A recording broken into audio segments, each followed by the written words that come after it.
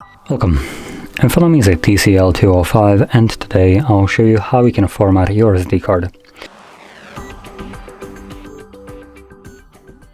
So to get started, open up Settings. From here, find Storage. There we go. And from Storage, simply tap on your SD card. Select what you want to open it with. I'll be selecting Files by Google.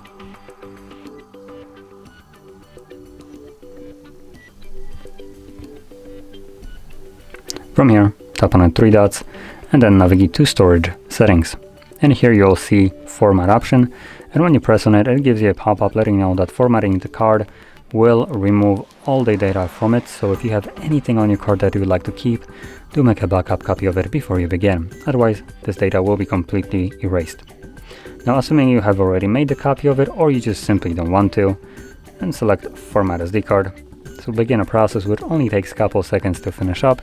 It should be right about done. There we go. So once you see this, simply press on done, and that's it.